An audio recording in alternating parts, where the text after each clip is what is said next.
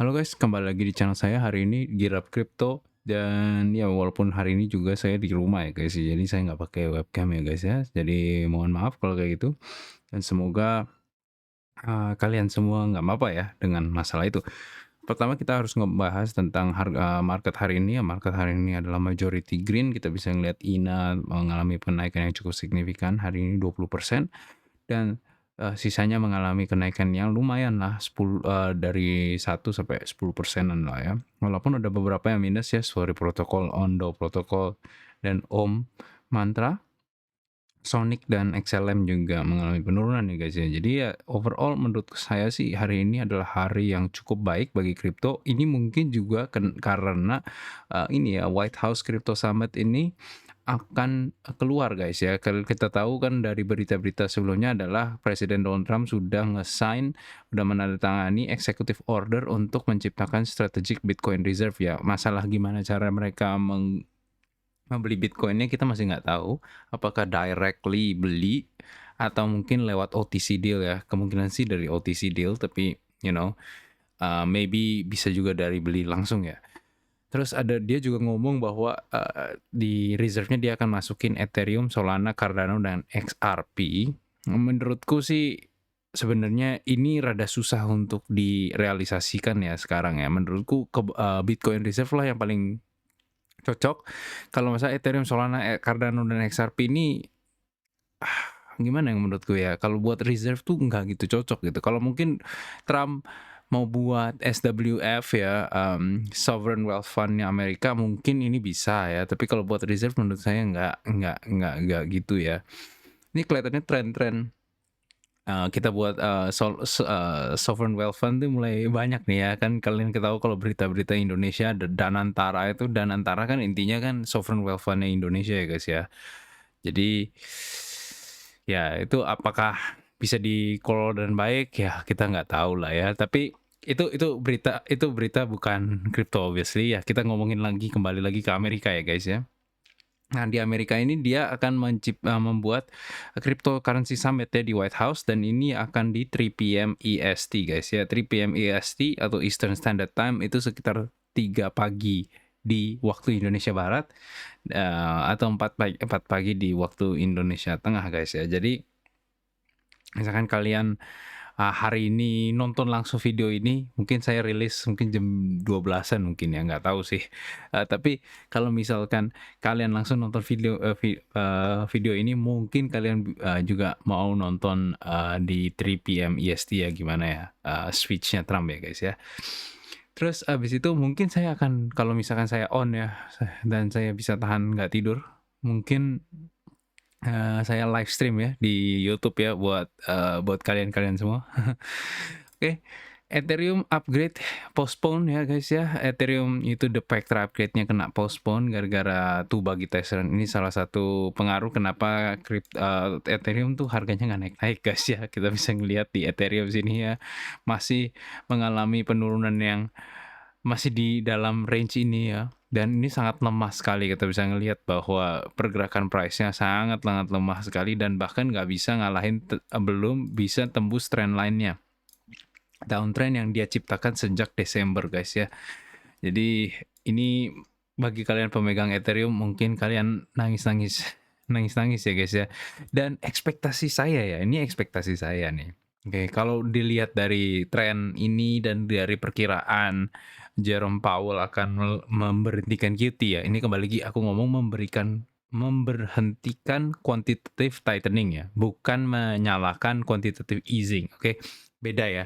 Pokoknya aku pikir kalau misalnya dia berhentiin QT, maka itu kan kira-kira di Juni guys ya katanya. Juni, ini beradanya di Juni. Kalau kita ngelihat Juni itu di sini guys ya, di sini, mulai di sini. Jadi apakah Ethereum akan nge-break trendline itu sometime soon? Menurut saya enggak ya guys ya. Jadi menurut saya ini kembali lagi opini dan ini disclaimer ya. Ada di deskripsi di bawah dan ini bukan financial advice guys ya. Tapi saya ngerasa itu sampai Juni itu kita nggak akan nge-break trendline ini dengan kuat guys. Mungkin kita akan bisa kayak sedikit gini tapi akan turun lagi ya, menurut saya.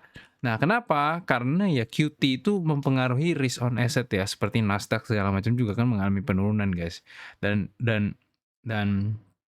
Ethereum ini salah satu yang sangat-sangat lebih risky dari Bitcoin orang pikir ya, apalagi dengan Bitcoin sekarang udah masuk udah punya berita strategic reserve, cenderung lebih bullish ya daripada Ethereum.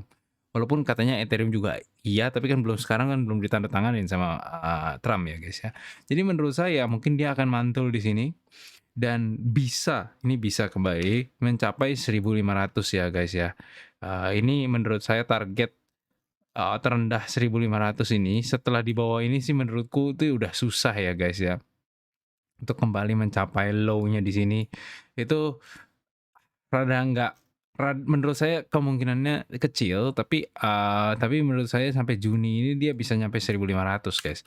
Nah, apakah kalau gitu kalian jual Ethereum kalian? Menurut saya sih susah ngomong ya guys ya. Kenapa? Nanti tiba-tiba si Vitalik gimana diajak makan bareng sama Trump gitu atau gimana kan naik lagi ya. Jadi sebaiknya kalau misalkan menurut saya sih, itu kalau kalian memang punya Ethereum, ini kebanyakan menurut saya dan ini bukan financial advice, ya udah kalian nggak usah ngapa-ngapain lah, udah terima aja lah ya. Tapi kalau misalkan kalian mau gamble ya sudah, jajal aja serah kalian maunya kayak gimana. Tapi kalau saya sih, saya nggak gitu mau ya ambil risk kayak gitu ya. Karena walaupun saya yakin hampir kayak 70%, 80% itu dia turun ke 1.500.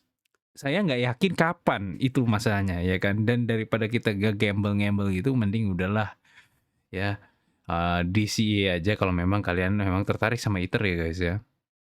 Nah kalau kita ngomong Bitcoin sendiri, Bitcoin nih mencetak lower high ya guys ya, dan lower high ini yang seperti kalian lihat di situ ya, lower high di sini tuh belum di-break sama Bitcoin ya, di beberapa hari kemudian kemarin, dan kita actually ke-reject di resistance yang kuat di sini guys. Di 90.000 ya guys ya. Di-reject sekali dan di-reject 2 kali. Cenderung biasanya kalau di-reject sekali dan di-reject 2 kali kita bisa turun ya guys. Tapi kita kelihatannya tahan cukup kuat di 87.000. Nah, sebenarnya kalau misalkan kita ngelihat weekly guys ya, itu ini 1, 2, 3, 1, 2. Nah, kemungkinan kita akan mengalami merah week lagi ya, sekali lagi ya di minggu depan. Kenapa? Karena cenderung market tuh bearish ya sekarang ini ya. Jadi kalau misalkan kita bisa expect ya, kita bisa mengalami penurunan sampai ke 85.000 ya menurut saya. Nah, kembali lagi apa namanya, apakah itu waktunya kalian buat jual Bitcoin sih menurut saya sih susah ya guys ya untuk ditentukan ya. Menurutku kan sebenarnya ya udah gitu, kalau kalian memang punya Bitcoin ya diamin aja gitu loh ya. Jadi kembali lagi, kadang-kadang when you don't know what to do, doing nothing is the best guys ya. Oke, nah kembali lagi, ini menurut saya targetnya ya. Kalau misalkan Bitcoin break ini, low ini 78.000, itu udah menandakan weakness ya, weakness. Dan kalau dia udah nge-break 74.000, ini menandakan bisa kemungkinan kepermulaan dari bear market guys ya. Karena 74.000 itu adalah the peak in 2024 guys. Dan menurut saya kalau udah turun di bawah situ dan makan sampai di 60-an ribu ya, di tembus trendline ini, deket-deket trendline ini lah, bukan tembus. I'm starting to think that it is a left translated cycle guys ya. Jadi bisa terjadi. Tapi kalau misalkan mereka bisa cepat banget naiknya lagi, mungkin nggak terjadi ya guys ya. Dan saya berharap sih sebenarnya enggak guys. Semoga ini right translated cycle, karena kan supaya kita bisa nyampe 141.000 di sini nih guys ya. Siapa dan kalau Bitcoin 141.000 enak banget ya rasanya ya, karena yang lain pasti kripto yang lain mengalami kenaikan yang signifikan juga guys yang ngikutin Bitcoin ya. Tapi untuk sekarang sih kondisi makroekonomik tuh nggak gitu bagus, kondisi ekonomi dunia tuh nggak gitu bagus, dan untuk sekarang beberapa bulan ini mungkin kemungkinan Trump akan gila-gilaan ya terus menerus ya. Kita udah tahu dia akan menunda tarif di Meksiko dan di Kanada sampai April 2. Jadi apakah April 2 itu nanti ada rekening bagi kita mengalami penurunan yang cukup signifikan karena Trump akhirnya memberlakukan tarif itu? ya mungkin terjadi guys ya. Jadi kita harus ingat bahwa di 02 April sini ya, mungkin saya buat vertical line di sini. No, ya, jadi di 02 April ini adalah potensi kita mengalami penurunan yang signifikan ya guys. Kembali lagi, mungkin harga Bitcoin itu tuh sebenarnya udah turun sebelum itu ya. Karena kan udah ekspektasi bahwa ya Trump udah pasti naikin tarif ya. Atau apakah mungkin juga market sudah price in, kita nggak tahu. Tapi untuk sekarang sih kita perlu ngeliatin aja ya bahwa di 2 April ini adalah um, uh, pemberlakuan Trump tarif ke Meksiko dan ke Kanada guys ya. Lalu Solana sendiri ya, Solana kita lihat ya. Aduh, sorry. Ngantuk. Solana sendiri itu juga cukup lemah ya guys ya, dan ini masih sebenarnya dalam downtrend ya, walaupun udah nge-break guys di atas ini ya kemarin, dan udah mulai generate menurut saya sih potensi higher low guys ya. Di sini ya mulai ada potensi dia untuk membentuk kayak gini. Tapi kembali lagi itu kan tergantung Bitcoin. Kalau misalnya Bitcoin turun ya udah ini pasti turun guys. Jadi cenderung yang kita perlu lihat sekarang adalah Bitcoin lebih dari yang cat-cat koin lain ya. Dan Om ini juga itu lumayan bagus ya guys di saat ini ya, karena dia pas mantul di 1,6 terus dia kembali lagi ke 1 guys. Dan kalau misalkan kita tarik ini Fibonacci, ini dia mantulnya mendekati 0,5-nya guys, dan ini mungkin bisa jadi strong support bagi Om untuk kembali lagi nge-push higher ya, karena kelihatannya Om ini adalah satu-satunya cryptocurrency yang benar-benar nge-push through the FUD ya guys ya. Ya, tapi ya kembali lagi ini bisa juga jadi pivotal moment ya untuk dia turun terus ya. Oke, kita kalau misalnya ngelihat Bitcoin dominance tuh masih uptrend walaupun dia sebenarnya ambigu ya di sini ya, bingung juga dia mau kemana. Tapi cenderung sih kelihatannya dia akan naik ya.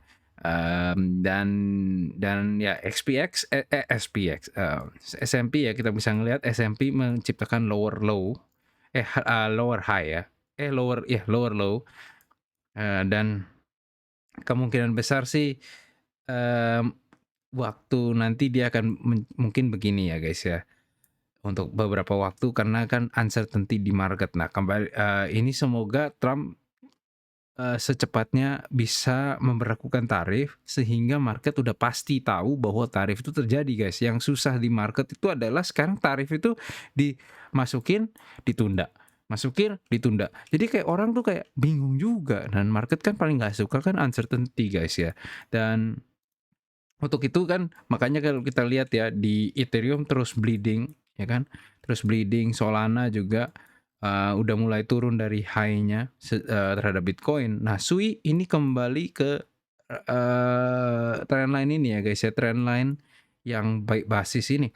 Dia mantul pas di trendline ini dan kembali lagi ngetes di resistance di sini guys ya, di 3100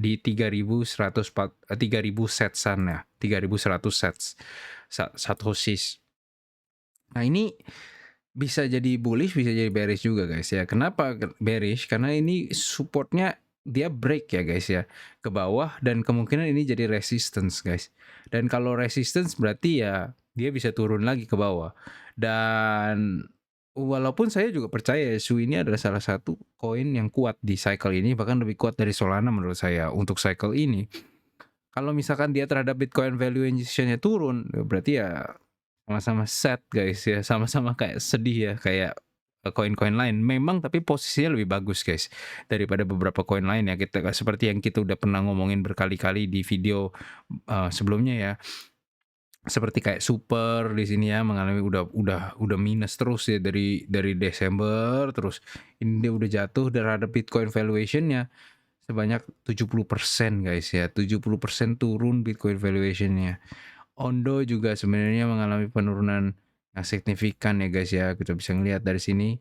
Ini udah minus 50% guys. Sedangkan Sui sendiri sebenarnya Sui juga 50% guys ya, setelah aku pikir-pikir ya. Nih kalian bisa lihat ya, ini udah 50% nih guys. Ya.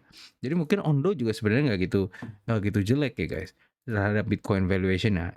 Helium nih ya, kalian bisa lihat dia bahkan nge-break low-nya di 2023 ya 2023 ya guys ya. Ini so bad. If you are holding Helium, I'm sorry ya, kalian mungkin udah rugi banyak di dalam Bitcoin valuation ya guys. Karena minus 77%. Kaspa juga ya bagi kalian yang punya Kaspa atau yang kalian suka dengan Kaspa ya, karena kan Kaspa tuh salah satu layer one yang cukup apa? Technological advance. Lihat ya minus 83% guys ya. Wow. Terus ada koin-koin lain ya kayak Doge juga ya. Doge udah mengalami penurunan dan berat banget ya. Kita bisa ngeliat dari atas ini yang di Januari sampai sekarang udah 50%. Tapi kan kalau kita ngukur dari dari November, itu kita bisa lihat kita minus 52% guys ya terhadap Bitcoin valuation ya. Jadi udah cukup signifikan. Tapi memang Doge ini lebih bagus dari meme coin yang lain. Menurut saya Doge ini yang saya suka ya guys. Kembali lagi, apakah saya mau akumulasi Doge? Enggak ya guys ya. Cuman menurut saya dia price movementnya lagi saya suka aja. Oke. Terus BTW ini ya, Elon Musk Doge, ngomong-ngomong Doge, itu dia bilang banyak analis ngomong bahwa ini karena Doge itu pecat-pecatin orang, US job market itu collapsing guys, 172.000 layoff di Februari dan 221.800 total job cuts in 2025 guys ya. Dan government layoff naik 41.311%. Ya menurutku sih sebenarnya ini ada bagus ada jeleknya guys. Ada bagusnya apa adalah korupsi di negara Amerika tuh menurun. Obviously kalau kayak gitu kan jumlah duit yang bisa digunakan di dalam pasar secara bebas itu lebih banyak guys ya. Karena kan duit korupsi kan nggak bisa gitu kemana-mana ya. Tapi kalau misalkan dan ini juga inefficiency guys ya kan. Intinya PNS terlalu banyak terus kerjanya nggak ada. Jadi ujung-ujungnya kan masalah ya.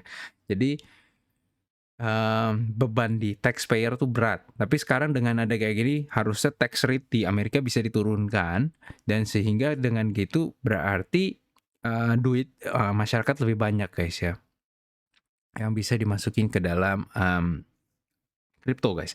Nah, terus ini juga sebenarnya ada bagusnya bagi kita ya kan. Seperti mungkin kalian pernah dengar ya. Menurut saya tuh kripto itu asal kalau misalkan unemployment-nya sedikit naik dan inflasinya turun, kemungkinan besar Fed akan nge-cut rate guys. Dan ini menurut saya bullish bagi kripto ya, karena kan cut rate atau kita NQT itu bagus buat kripto guys. Dan cenderung yang cara katalis untuk mereka melakukan itu adalah kalau unemployment-nya naik, sedangkan inflasinya turun gitu loh. Yang masalah itu kalau misalkan unemployment naik dan inflasi naik guys, itu that's a problem, oke. Jadi makanya kita hope ya kalau misalkan bulan Maret punya data dan itu bulan Februari punya data itu oke. Inflasinya mengalami penurunan atau stabil aja atau dan unemployment mengalami kenaikan guys sedikit. Semoga ya yang kita dapetin dari beberapa bulan selang lalu tuh kebalikannya guys ya. Jadi unemployment-nya turun dan sedangkan inflasinya naik, which is not a good thing for us karena ya the Fed akhirnya ngomong ya mending saya nggak ngapa-ngapain gitu. Interest rate-nya di-peg aja di sini gitu. Ya kan? Dan Maret ini akan ada Fed meeting ya guys. Kita ngomongin tentang in the next interest rate rasanya. Saya lupa tanggal berapa tapi itu yang bagi kalian mungkin perlu diawasi juga guys. Nah, kalau misalnya kita ngelihat ya total crypto valuation hari ini tuh 82% dari fair value ya yang udah dihitung oleh ini ya, ada chart ini. Dan ini menandakan yang the worst bull market ya saat ini. Tapi memang sebenarnya the worst bull market ya, kita bisa ngelihat bahwa dia masih di sini. Walaupun setelah aku ngeliat-liat ya 2017 juga sebenarnya sama-sama worst guys. Kita bisa ngelihat kalau misalkan kita kan di Maret ya. Maret tahun 2017 itu masih jauh di bawah fair value guys, dan kita actually higher than 2017 fair value kan. Kita bisa ngeliat tuh 73% harusnya, di kita sekarang ini udah 82% guys ya. Jadi sebenarnya masih ada yang lebih jelek guys, bull market yang lebih jelek. Dan abis itu kan kita langsung lihat ada explosive growth di April dan sampai di Juli guys ya. Jadi bisa kita tunggu-tunggu ya, siapa tahu ternyata prediksi saya yang ngomong tadi Ethereum ya, Ethereum ke 1.500 itu sampai Juni, mungkin akan diinvalidasi sampai di April guys ya. Jadi, ya semoga aja guys, dan semoga saya salah gitu. Saya harap juga saya salah ya, karena saya juga mau dapetin right translated cycle guys ya, saya mau dapetin the peak di sini guys ya. Jadi kemungkinan besar kita bisa dapet lah, kalau misalkan kita harus ngikutin valuation versus trend line ini ya guys ya. Tapi kembali lagi itu tergantung Jerome Powell seberapa hawkish, seberapa dovish guys ya. Kalau misalnya dia dovish ya kita bisa naik, kalau dia hawkish ya siap-siap for more pain guys ya. Lalu historical risk level ya kita bisa ngelihat ini juga indikasi menurut saya yang cukup menarik karena gini, dia menciptakan head and shoulder guys ya, head and shoulders. Ah, ini menandakan in the short term kemungkinan besar Bitcoin turun lagi ke risk level di 0,4 guys. 0,4 itu mungkin ya rasanya harga itu kan beda-beda ya dalam race ini ya. Jadi misalkan di 0,4 ini bukan berarti kita balik lagi ke 24.000 guys. Tapi maksudnya buktinya tuh bisa turun lagi padahal harganya mah nggak turun gitu loh ya. Tetap di 66.000. Tapi menurutku kita bisa mengalami fear di market lebih besar lagi dalam beberapa waktu short term ke depan sampai kita kembali lagi ke risk sekitar 0,4 0,3 guys. Menurut bisa terjadi guys. Karena ini head and shoulder pattern nih bisa dilihat ya. Cukup apa namanya kelihatan banget ya ini head and shoulder pattern. Apakah ini patternnya bisa berlangsung? Anyone's guess ya. Kalau kita bisa turun sampai 0,4 itu mungkin kira-kira ke 70.000 ke 60.000 guys. Jadi seperti yang prediksi saya apa gambaran saya ya di sini guys. Ya di sini ya. Kalau misalnya kita bisa turun sampai situ kemungkinan besar kita akan complete ini head and shoulder pattern. Nah, kalau misalnya kita udah complete head and shoulder pattern nah itu baru kita bisa mulai naik lagi ya dan jadi ini bearish case-nya, yang tadi itu bullish case ya guys ya. Jadi saya kasih semua beritanya lah ya, tergantung kalian mau gamble atau enggak ya. Terus kalau 200 day SMA ya, kita bisa ngelihat ya 200 day SMA di sini. Itu di 83.000 guys ya, udah mengalami penaikan ke 83.000. Jadi ya itu udah apa namanya, kita udah mulai mendekati price itu dan memang price ini bisa di bawah ya, tapi kita nggak gitu lama di bawahnya. Kita bisa ngelihat paling kita antara kayak sebulan sampai kayak beberapa bulan lah, tapi mentok paling sampai 2-3 bulan guys ya kita di bawah 200 day ini untuk untuk tetap menciptakan uptrend guys. Kalau misalkan kita ngelihat ya selama uptrend ini dari 2022 kita bisa ngeliat tuh ya, kita cuman dari mana nih, Agustus 2023 sampai Oktober 2023. Jadi itu cuman 2 bulanan di bawah. Kita lihat dari Juli 2024 ke Juni 2024 ke Juli 2024. Nah, satu bulan. Terus kita bisa lihat lagi di sini Agustus sampai Oktober lagi, ya kan? Jadi ini di bawah. Nah, itu menandakan bahwa kalau misalkan kita turun paling harus 1 bulan 2 bulan di bawah 200 day SMA ini untuk ya menjaga uptrend ini guys ya. Kalau misalkan kita udah di bawah itu kemungkinan besar kita di bawah itu selama lebih dari 2 bulan itu kemungkinan besar kita akan mengalami uptrendnya break ya guys dan kita mungkin mulai menuju downtrend. Jadi itu sebenarnya corresponds juga dari prediksi saya yang tadi ngomong bahwa rekening kita tuh di Juni guys ya. Kalau misalnya di Juni kita masih mengalami penurunan atau stagnan, itu bisa menjadi salah satu tanda weakness dan tanda pertama-tama bahwa permulaan bear market itu sudah terjadi dan kita mengalami left translated cycle guys. Tapi jika sebelum Juni atau Juli kita mulai nge-break all time high lagi, itu berarti left translated cycle teori itu salah guys ya. Nah, jadi ya sebenarnya kembali lagi guys, invest what you want to lose, what you can afford to lose, not you want to lose obviously. Dan kalau mau turun ke bear market ya kalian harus sudah ada planning-nya, kalau dia naik kalian udah ada planning-nya gitu loh. Kita kita harus selalu nge plan for the worst, hope for the best gitu guys ya. Dan kalau misalkan kalian mungkin kalau misalnya ini, oh kalian jual semua atau kalian jual sedikit Bitcoin selagi habis itu tunggu sampai di bawah baru kalian diisi lagi mungkin. Atau kalian mungkin kalau misalnya plan-nya ke atas ya itu ya udah kalau misalnya udah nyampe 100.000 sini aku jual Bitcoin, aku beli altcoin misalkan gitu kan bisa aja. Kan maksudnya strategi-strategi kalian tuh harus dipikirin sekarang mumpung dia masih kayak nggak kemana-mana gitu price-nya ya. Dan kalian harus ikutin gitu plan kalian dengan seksama ya.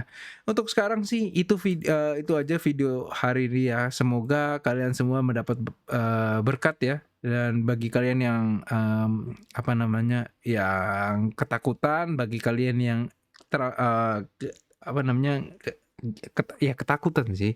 Itu menurut saya sih untuk sekarang sih harusnya nggak gitu, nggak usah harus takut. Tapi ya itu menurut saya ya, kan kalau kalian kan nggak tahu ya gimana kondisi keuangan kalian, kondisi apa namanya keluarga kalian dan segala macam. Jadi the best itu keluarga first ya guys ya, keluarga first baru invest dan duit ya guys ya. Okay, anyways that is all for this video. I'll see you guys next time. Bye bye.